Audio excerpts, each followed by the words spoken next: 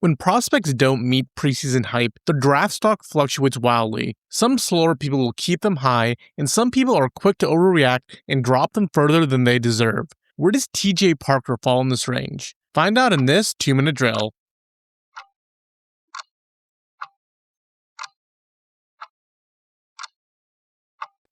Hopes are high for TJ Parker heading into 2025, with many mocks having him as a top 5 pick before the season. However, everything for Clemson fell apart, including Parker's draft stock. It's easy to see why he was initially ranked so high. He comes in at 6'4" and 263 pounds with a filled-out body. His power and length jump off the page and allow him to collapse the pocket very effectively and quickly to suffocate a QB. He also plays with a relentless motor, keeping his feet moving and fighting his way through blockers to generate pressure. He adds in a nice swipe and chop to surprise defensive tackles for quick wins to blow up plays. However, Parker needs to develop some counter. He stalls out far too often. He also needs to switch up his moves more often. Tackles are able to defend against his moves due to their predictability. Parker also isn't the bendiest or most explosive edge off the snap. He's going to mainly win with power. In the run game, Parker's strength and effort helps him tremendously. He's able to control his gap and keep tackles off his chest to make plays on the running back. He's able to use his length to generate power, knocking linemen back and constricting backfield space. Parker does run into trouble when he drifts his hands too high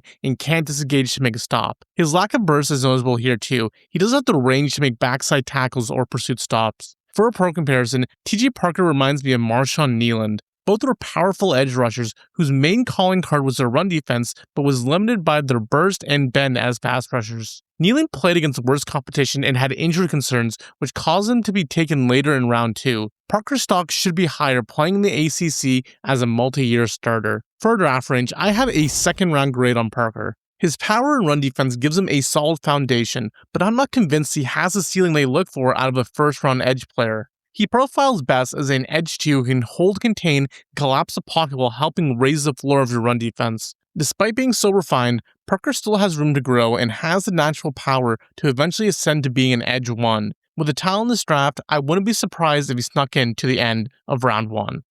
And that's the 2-minute drill.